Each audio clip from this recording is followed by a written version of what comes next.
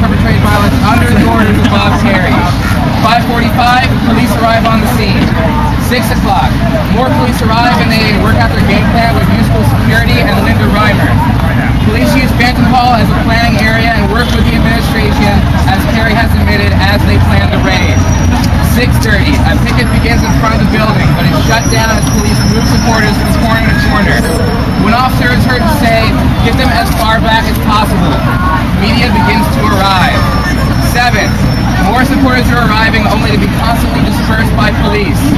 7:30, student representatives of the advisory committee on free speech activities set up to determine what should happen if just such an instance as this attempts to meet with Linda Reimer.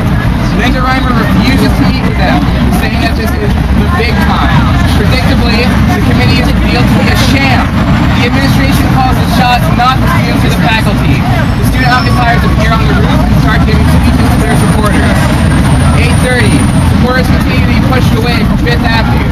Kerrey releases a statement that he no longer considers the protesters students, despite the statement of the university's guidelines for the demonstration at university facilities that states the code of conduct indicates that when members of the university community are alleged to have committed violations, they will be accorded the due process to which they are entitled.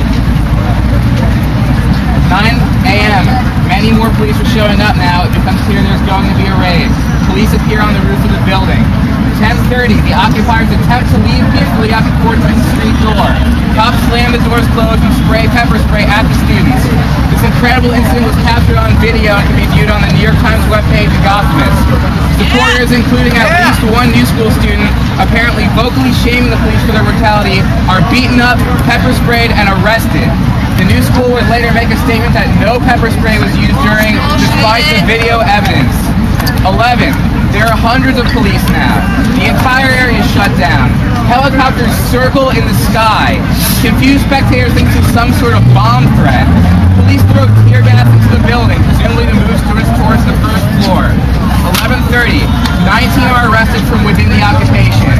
The rest presumably escaped sometime safely throughout the morning. Police begin to get rough with spectators outraged by the absurd excessive force and brutality they have witnessed. 12. The arrested students are brought to central booking. Shock begins to spread with the rumors of beatings and tear gas. 12:40. Bob Kerrey releases a message wiping his hands clean of the situation and justifying the violent police intervention by fabricating an incident where a security guard was injured. Security guards reveal they know the story to be false. A later university statement parrots these lies, a purposeful twisting of the incident at 5:30 a.m. to justify the use of violence against students. After this, things begin to settle down. Legal aid goes to the central booking and a support rally is called for Union Square at 10 p.m. How can we make sense of what happened here? The president of the new school authorized the use of tear gas and pepper spray against his own students.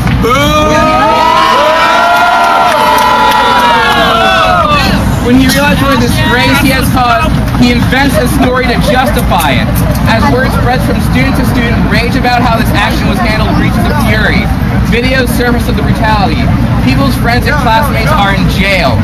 This has to be the last straw. Bob Kerrey, the students who were ambivalent towards you before, certainly fucking hate you now. Yeah!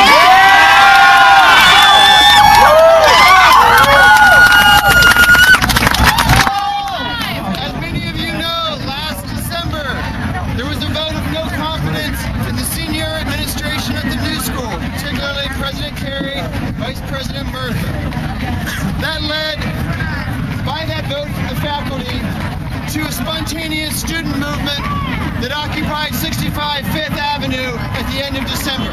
Yeah! The momentum from that initial occupation is still going on in New York City and around the world. It jumps next to NYU, take back NYU. It's come back here to the new school again today, and it's still going on in many other places. Not just in the U.S., but also internationally. April 20th and 29th is an international week of global student action. Reclaim your education. We are going to be doing stuff here in New York City at the new school and at other campuses for that week to continue raising this issue of our education in our schools, whether it's public or private.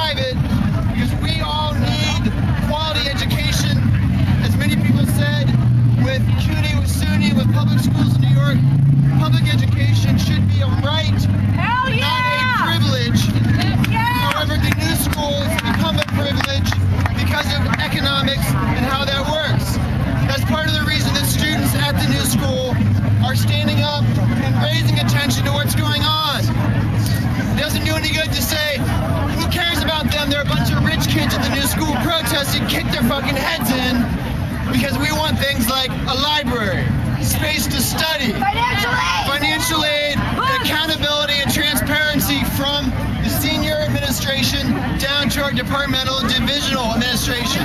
That is not some rich kid's wish. That is a basic necessity. You cannot have quality education without material to learn with, without spaces to gather and study with, without the resources to conduct education. I'm a graduate student. For me, it's very hard to feel like I have adequate resources at the new school as a graduate student. What are we told? Oh, go to Bob and use NYU. That is not a solution. That is not only offensive, it's an excuse so they don't have to deal with the issues going on at the new school. Many people here are probably wondering what happened today at the new school. We saw a massive mobilization of law enforcement, NYPD in particular, showing the fascist nature of this state. Now, we must say that carefully. We're not in Italy. This is not fascist Italy in 1936.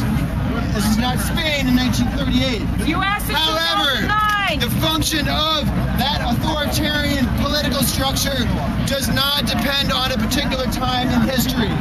Authoritarian desires, power-hungry leaders can function anywhere at any time in any political system, including a democracy like the United States of America.